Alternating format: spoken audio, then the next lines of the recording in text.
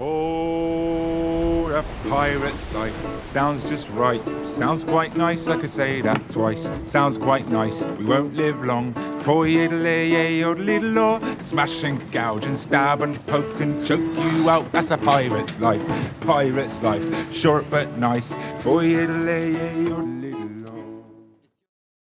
everyone, welcome back to my channel. Today we're going to be talking about a TV show that became one of my instant favorites, and that is Our Flag Means Death, the newest approach on a pirate's life. This show combines depth and humor in such an amazing way that embraces you from the start. I could go on an argument that one of the things that pirates media were needing of is more character development. Their stories are filled with adventure and sword fights, but we don't get to see much what's going on inside them. I love, as much as anyone, a good pirate movie where the stakes are high and what they're pursuing is the center of the story, but Our Flag Means Death set a new standard, and that's what I'm going to try to explain in this video. I will have to go into spoilers to make more of a deep dive, so please be aware of that. If you didn't watch the show, I recommend you go watch it and then you come and see the video. But if you don't mind getting spoiled and you just want a reason to watch the show and you're looking for in-video essays, then watch it at your own risk. So we're going to start the video talking about the Gentleman Pirate.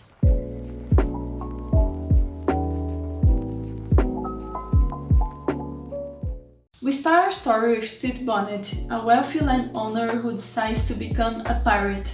At first, this all seems and feels like a joke, and it's intentional. The thing with Stede is that he's the entire opposite of what a pirate should be. His wish to become one comes from living an unhappy life. He feels stuck in a married state and is misunderstood by his wife and kids. He seeks for adventure, and that's when he decides to take a leap of faith. But that doesn't mean that the road to happiness is going to be that easy.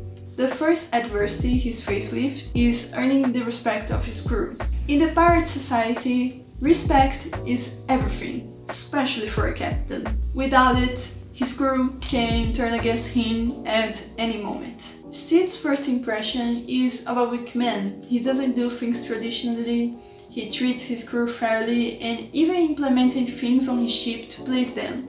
He's more interested in creating a safe space for them than the actual violence that comes with being a pirate. This difference has a purpose and is what makes him stand out.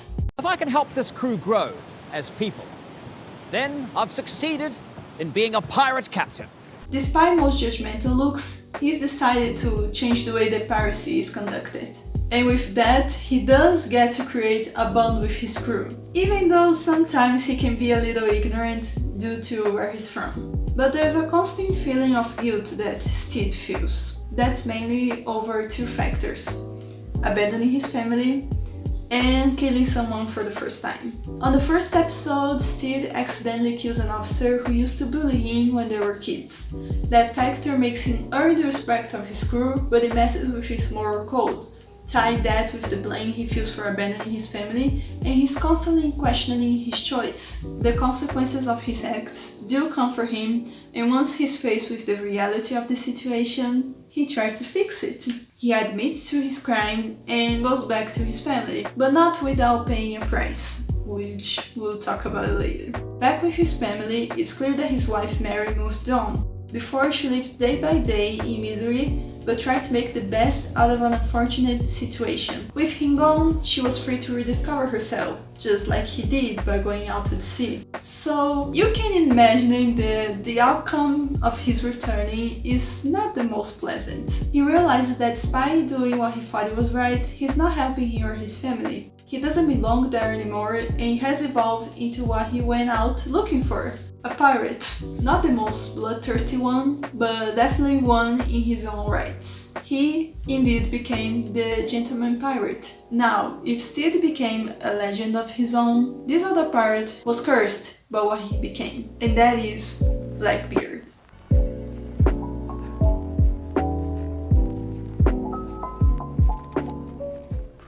Blackbeard, or Edward Teach, is the scariest pirate of all. He's the image of what greatness is, the pirate everyone fears and looks up to. Carrying that title does get heavy, and Ed is clearly tired of it. He feels trapped in his own creation. Before we're officially introduced to him, he is always in the shadows, an indicate of the way people see him, but also of how he's feeling inside.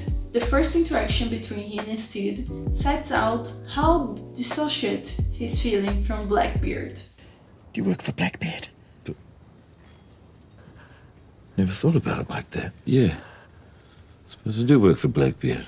He's tired of how easy everything became to him. There's no emotion, no challenges. The opposite of what Steed's going through. He just started his pirate journey and he's trying to change the game. He becomes amazed by Steed, his ideals and lifestyle. An open fire on a wooden vessel, surrounded by bits of paper. You're a fucking lunatic and I like it. While Blackbeard seems to know every trick on the book, Ed learns with Steed to be himself without his image. He opens up about his past and how in some way he fears what he has become, aka the Kraken. I'm not a good person, Steed. That's why I don't have any friends. Hey, I'm your friend. His disassociation process is long and it's a continuous battle. He feels a lot of anger and doubt of what his true nature is. With Steed and his crew, he progresses a lot, to the point of caring and being vulnerable for the first time. But he's never completely free. There are people around him who don't want to see him change and believe that he's truly him when he's Blackbeard. So they try to sabotage him. But that wasn't enough to stop him from doing the one thing that he hadn't done yet, which is falling in love.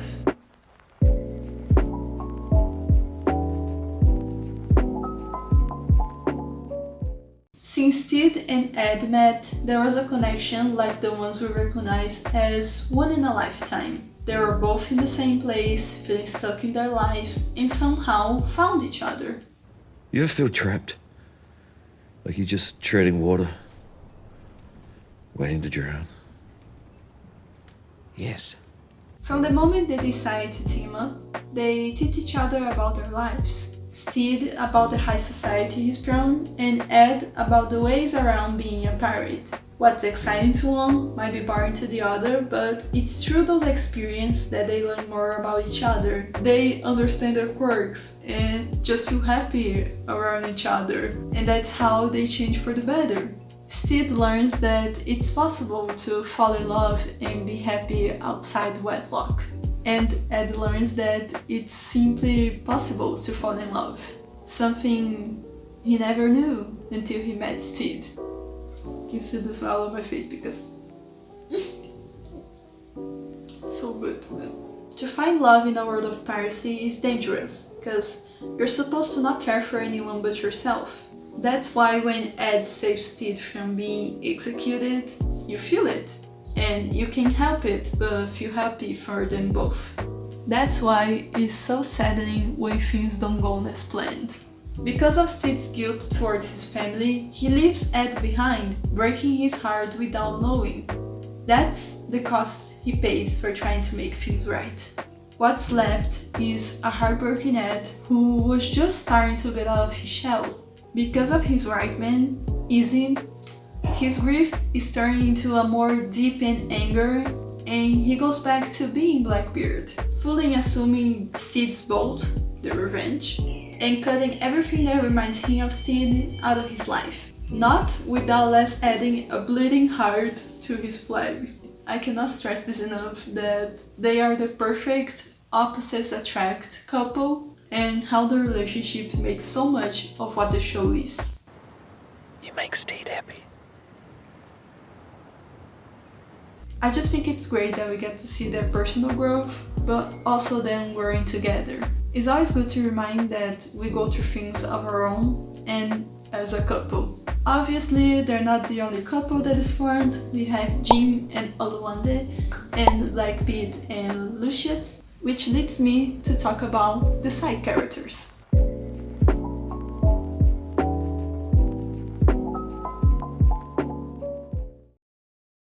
if our leads weren't entertaining enough, our side characters are incredibly fun as well. Even if this crew is considered outcasts, even amongst pirates, they all have a thing in their personality that stands out. Some will have more development than the others, but they all feel unique. And I'm sure that by the end of the show, you will have at least one favorite. For me, I don't know why, but I really like Buttons. That whole episode where he's basking in the moon glow and talking to his friend bird Carl, I don't know, it just sold it to me. Definitely the one that made me laugh the hardest. Hey! Can you know have a bit of respect? Some of us are trying to bask in moon glow! We also have Lucius, who is the only in the crew who can write and read, so he's the one that records Steve's thoughts. He's also the voice of reason in the show. Jim is a very interesting character. There's a whole backstory to them, and they have the help of Oluwande, and their relationship is just so sweet in some ways. Also, I love the bits when they talk Spanish. I think it's great to incorporate other languages in a show about pirates, because of course not everyone around the sea is going to speak English. Me gusta. ¿Es tu marido o están viviendo en pecado? Él habla español, Nana.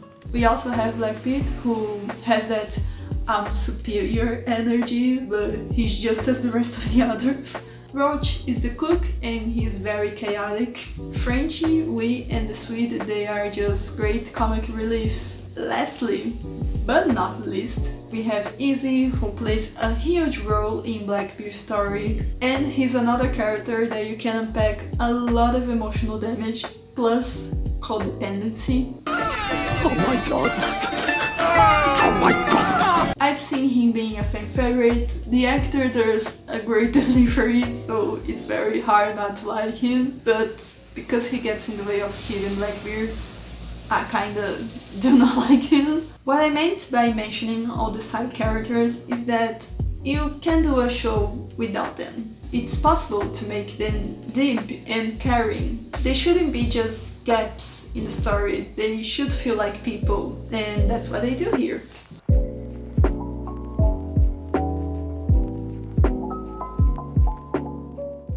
So, at the end, what does it mean to be a pirate? There's a clear difference between Steed and the other pirates we see in the show. Steed is a wealthy man who decided to become a pirate. He made that choice, something that most pirates don't get to have. While he and the high society see piracy as something adventurous, his crew, for instance, was born under circumstances where they just had to be pirates. They couldn't choose whether they wanted or not. In the first episode, Oluwande makes it clear for him. Look, Captain, you know, pirating is not for everyone. Oh, no. It's a really dangerous lifestyle. Me and Jim, we don't do this because we like it. We do it because we don't have any other choice. Pirates are constantly surviving. They live in a world where mannerism and decency are luxuries to have. Unfortunately, they are always more close to death than to live. That's why it's great that the show represents this so honestly, plus with the humor being almost like a satire.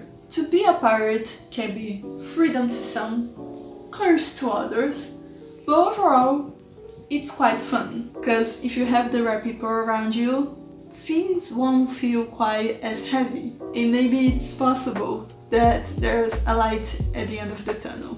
I can't recommend the show enough. Please go rewatch it or go watch it for the first time. Thank you for watching this video, I hope you enjoy it, and until we see again next time, sailor. I got too much into the spirit of this whole thing. I'll see you in the next one.